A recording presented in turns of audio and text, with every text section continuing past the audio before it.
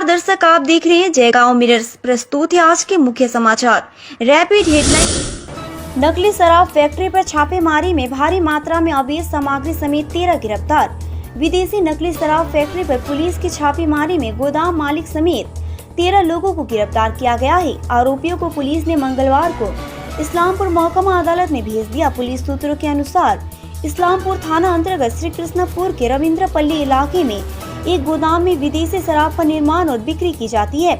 इस्लामपुर थाने की रामगंज चौकी की पुलिस ने गुप्त सूचना मिलने के बाद सोमवार को एक गोदाम से भारी मात्रा में विदेशी शराब बनाने के उपकरण, विभिन्न विदेशी शराब के स्टिकर, बोतल के ढक्कन, बोतल सील करने की मशीन, 1200 लीटर रंगीन पदार्थ स्प्रिट बरामद किया है।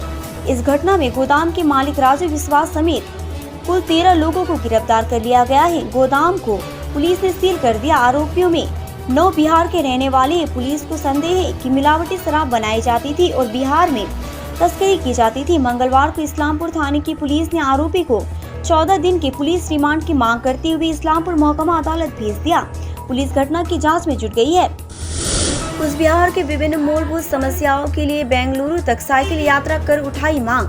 कुचबिहार निवासी जयंत बर्मन ने 1 महीने और 3 दिन तक साइकिल चलाकर कुचबिहार की विभिन्न मूलभूत समस्याओं की ओर सरकार का ध्यान आकर्षित करने की पहल की है। कुचबिहार से साइकिल चलाकर बेंगलुरु पहुंचा जयंत बर्मन ने बताया कि उनकी साइकिल यात्रा करीब 3000 किलोमीटर की थी। इस संबंध में उन्होंने कहा कि बेंगलुरु पहुंचने के बाद उन्होंने विभिन्न अस्पतालों, नर्सिंग होम का दौरा किया। उन लोगों से भी संपर्क किया जो कुचबिहार से इलाज के लिए बेंगलुरु गए थे। उन्होंने वापस आकर पत्रकारों से कहा कि जो लोग कुचबिहार से इलाज के लिए बाहर जाते हैं उन्हें वहाँ काफी समस्याओं का सामना करना पड़ रहा है, लेकिन वे अभी भी वही हैं। उन्होंने कहा अगर कुचबिहार में बेंगलुरु की तरह इलाज की बुनियादी ढांचा हो तो यह कुचबिहार के लोगों के लिए बहुत ही फायदेमंद रहेगा।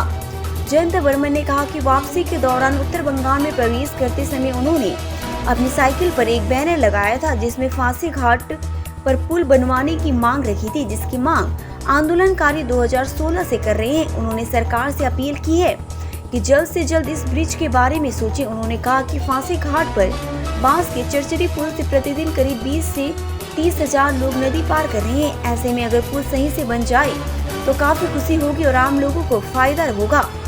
तब तक हमारा आंदोलन जारी रहेगा। जलपाईगुड़ी में बच्चों में बुखार, सर्दी, खांसी और सांस लेने में तकलीफ की समस्या।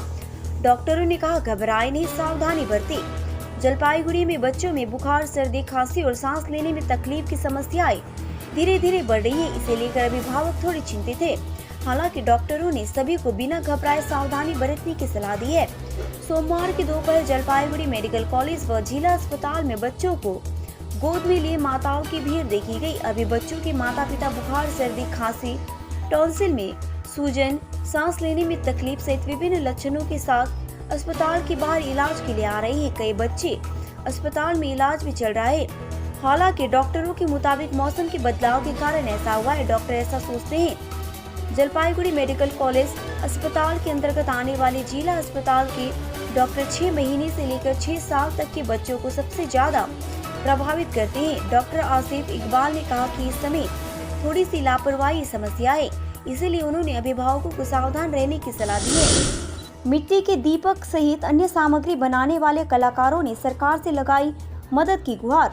मिट्टी की कमी के कारण कुम्हारों को दिवाली के मौसम में मिट्टी के दीपक, बर्तन सहित विभिन्न सामान बनाने में कठिनाइयों का सामना करना पड़ रहा है। हालांकि मिट्टी की ऐसी सामग्रियों से जुड़े कलाकारों का दावा है कि आधुनिक युग में चाहे कितनी भी चाइनीज लाइटें, कृत्रिम दिए आ जाए, लेकिन मिट्टी के दिए, साधारण दिए, गमले समेत विभिन्न सामग्रियों का कोई विकल्प नहीं है। दिवाली के सीजन में लोगों के बीच ऐसी चीजें खरीदने की डिमांड रहती है, लेकिन वर्तमान में इन सामग्रियों को बनाने के लिए आवश्यक मिट्टी ठीक से उपलब्ध नहीं हो पा रही है।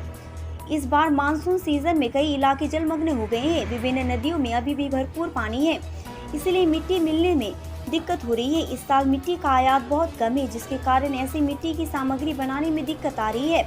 कुमार गौर चंद्र पाल ने भी यह कहा कि वे लंबे समय से इस मिट्टी की सामग्री का निर्माण कर रहे हैं। वैसे तो इस तरह का काम साल भर होता है, लेकिन पूजा के मौसम में इसकी मांग बहुत ज्यादा होती है। हमने प्रशासन से ऐसे कुटीर उद्योगों को कायम रखने के सहयोग की अपील की है, क्योंकि अगली पीढ़ी ऐसी गतिविधियों में कोई रुचि नहीं दिखाती। परिणाम स्वरूप ये सवाल है कि क्या उद्योग भविष्य में जीवित रहेगा।